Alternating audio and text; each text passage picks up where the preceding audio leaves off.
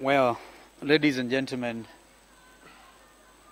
Tuesday, the 30th of January, is a very historic day.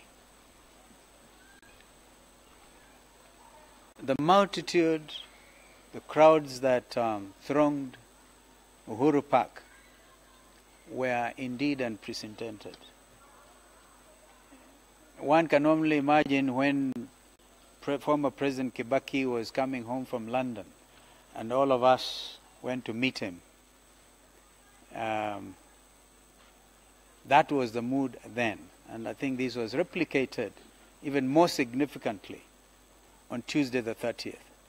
So if one wants to know about the mood of the Kenyan people, it was very ably displayed and very peaceful, the most peaceful gathering of Kenyans wanting to make a political point. So I want to say that we stand with the Kenyan people, with our brother, Raila Odinga, and we intend to see these matters to their logical conclusion. A decision was taken on the day we went to Machakos for the People's Assembly, when our brother confided in us, and I think it's good to be very transparent.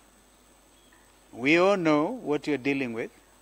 We are aware of the attendant political risks and even risks to our own lives and families. And our brother Raila Odinga offered to say, you are my deputy, but I want to start this thing. Therefore, I will swear in before you. That was the tactical aspect, because Brother Musali had not joined us at that time. He was on the way coming, and Brother Weta was with me.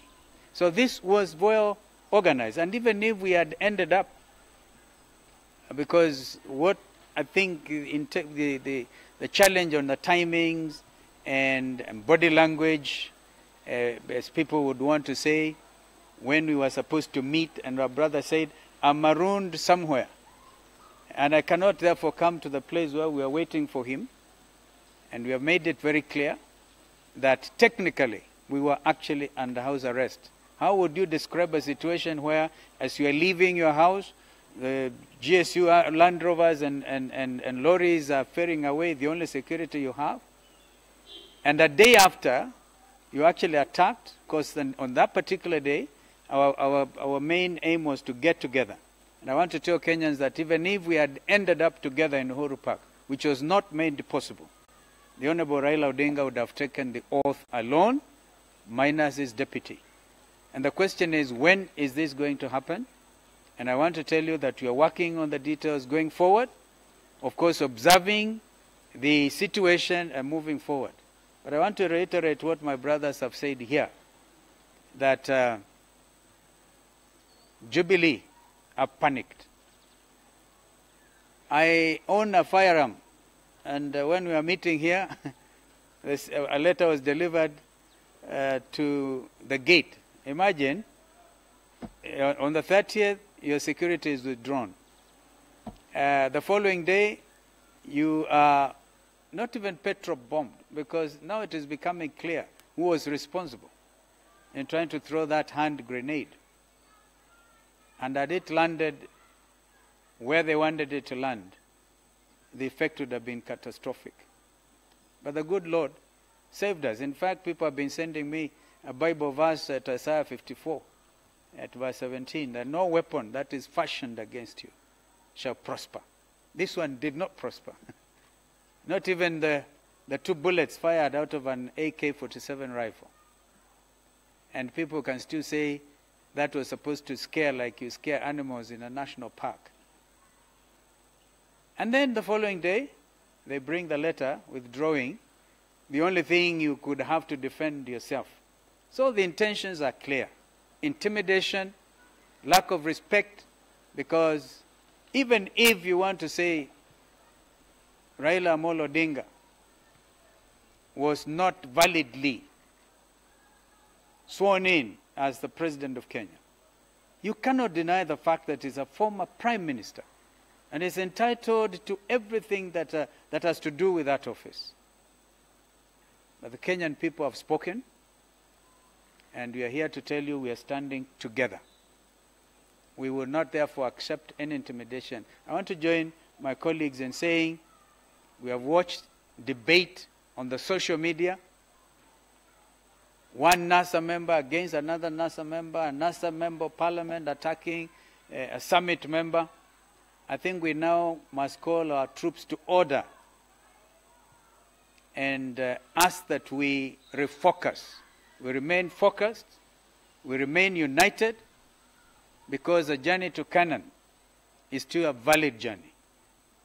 And so the pretenders after the throne are panicked, and they are saying all manner of things. We would have expected IEBC to contradict the results that we gave,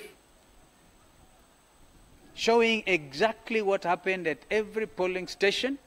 Out of the 40,883 of them, every KIMS kit that was used, the results announced, and clearly the evidence is all there for us to see. So I think one thing which is clear to Kenyans, and I believe the international community, is that there's no doubt in anybody's mind whatsoever who won the election on the 8th of August. And of course we maintain that was what was announced was the declaration of the winner that time, not the results themselves. So this is what we wanted to say. Na tuseme na asante sana, watu wengi wamenipigia simu kutupa pole kwa sababu ya uvamizi ambao ulifanyika juzi usiku wa kuamkia jana. Wakaja wapelelezi, experts wa bomb disposal, mkuu wa CID eneo hili la Nairobi, even the police spokesman himself, and you can still end up with, unaona watu wengine wakisema fabricated, a fabricated story. I will not be surprised if they say it was an internal thing ya NASA. That is the next thing they probably want to say. And they send on 411 information to the effect that, yeah, we have got some suspects. We want no stand. I mean, they keep on saying we will leave no stone unturned. So let us hope it can this time, especially when we remind ourselves about what happened to Jacob Juma, to Chris Musando. So as we call our troops to order, I reiterate what my brother Musalia said. We are a properly registered political movement, and one which is the largest, if not in the region, definitely in this country. And so we should not lose hope. We should not attack each other. I've seen on the same 411 people saying Kalonzo should retire honorably. This is a light one. How do you expect me to retire from politics so soon when we are just about to arrive? So it is clear. The best of NASA is yet to happen. My brother Raila Odinga, Karibu, declared our president. And again, if you want to, and I want to know, I know that there's nobody who can arrest Raila Odinga.